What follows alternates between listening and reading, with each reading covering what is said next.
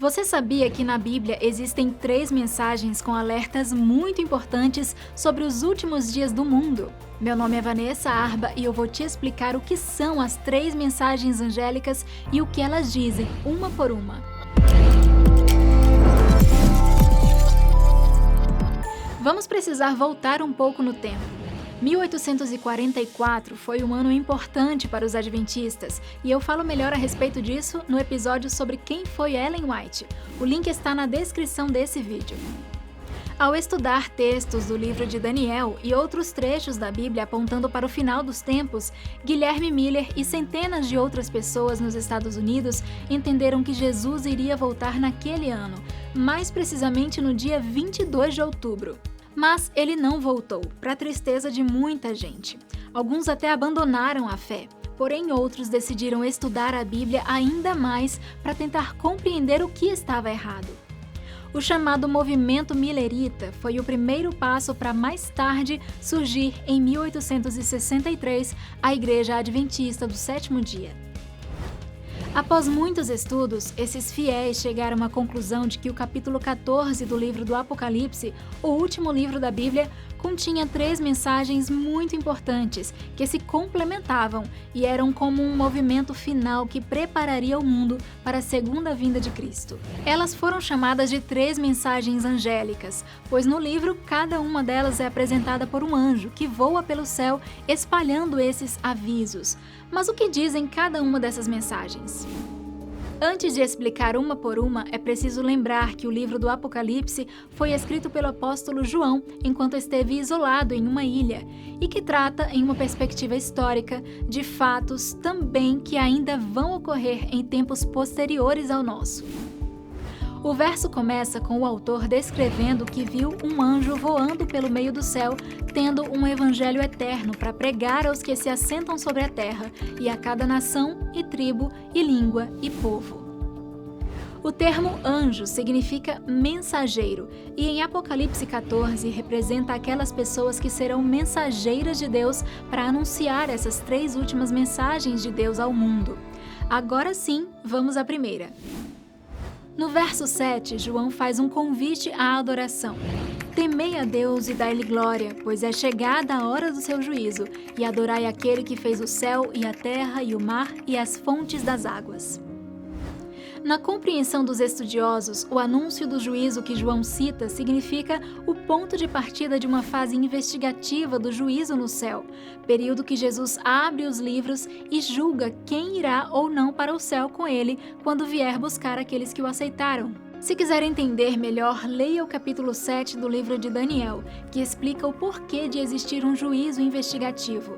Em seguida, os seres humanos são convidados a adorarem o Criador do mundo, indicando que o desfecho final entre o bem e o mal envolve adoração. Repare que o fim do verso se parece muito com a passagem bíblica que orienta sobre a guarda do sábado. Êxodo 20, verso 11 diz: Porque em 6 dias fez o Senhor os céus e a terra e o mar e tudo o que neles há, e ao 7º dia descansou. Por aí podemos ver um paralelo que existe entre a adoração ao Criador e o 4º mandamento, como um reconhecimento da grandeza de Deus, ou seja, adorar a Deus implica em guardar o dia santo, o sábado. Guarde bem isso, pois esse conceito de respeitar o dia sagrado como atitude de adoração irá permear todas as outras mensagens. A segunda mensagem vem ali no verso 8. Seguiu-se outro anjo, o segundo, dizendo: Caiu a grande Babilônia que tem dado a beber a todas as nações do vinho da fúria da sua prostituição. João faz um alerta sobre a confusão religiosa que viria a acontecer. O termo Babilônia significa confusão e está relacionado com o momento em que Deus confundiu a linguagem humana, quando pessoas rebeldes queriam construir a Torre de Babel em uma atitude de desafio ao Criador. Tá tudo contado lá em Gênesis 11. No Apocalipse, a palavra Babilônia se refere a toda a confusão religiosa que há no mundo. Se você parar para pensar, existem milhares de religiões e formas de crer diferentes, o que tem confundido a cabeça das pessoas, que se perguntam se é possível, ainda assim, haver uma verdade absoluta para acreditar. O segundo anjo deixa claro que é preciso abandonar a confusão religiosa e se unir ao que a Bíblia apresenta de maneira completa. O terceiro e último anjo tem um recado mais longo. Seguiu-se a estes outro anjo, o terceiro, dizendo em grande voz: se alguém adora a besta e a sua imagem, e recebe a sua marca na fronte ou sobre a mão, também esse beberá do vinho da cólera de Deus, preparado sem mistura do cálice de sua ira, e será atormentado com fogo e enxofre diante dos santos anjos e na presença do Cordeiro. A fumaça do seu tormento sobe pelos séculos dos séculos e não tem descanso algum, nem de dia, nem de noite, os adoradores da besta e da sua imagem, e quem quer que receba a marca do seu nome. Aqui está a perseverança dos santos, os que guardam os mandamentos de Deus e a fé em Jesus. Para os estudiosos, a besta em Apocalipse significa poderes de caráter político e religioso que irão convencer as pessoas de guardarem um dia da semana que não é o sábado bíblico. Quem não aceitar será perseguido por eles. Porém, segundo as Escrituras, quem aceitar esse falso sábado será castigado no lago de fogo e enxofre. Forte, né? Mas cabe aqui um parênteses. É preciso explicar que o lago de fogo não existe hoje.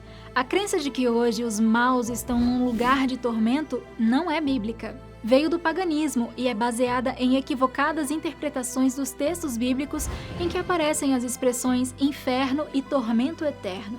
Essas expressões devem ser entendidas à luz do contexto bíblico. Na terceira mensagem, entendeu-se então que lideranças humanas de muito poder tentarão forçar os adoradores de Deus a reverenciar outro dia, como o domingo, e não o sábado. Aqueles que perseverarem e pela fé escolherem seguir o que está nos mandamentos bíblicos serão contemplados com a vida eterna ao lado do Criador, para sempre. Em resumo, as 3 últimas mensagens podem ser sintetizadas assim: guardar o dia santo, o sábado, é um ato de adoração e reconhecimento da grandeza de Deus. Há um juízo já acontecendo no céu, é preciso se posicionar fora da confusão religiosa. E o dia de guarda é o sábado, e isso é um ponto crucial no final dos tempos. A grande quantidade de informações disponíveis hoje só nos deixa mais confusos sobre o que escolher acreditar. Mas o que você acha de dar atenção a esses 3 recados? Eu acho que vale a pena.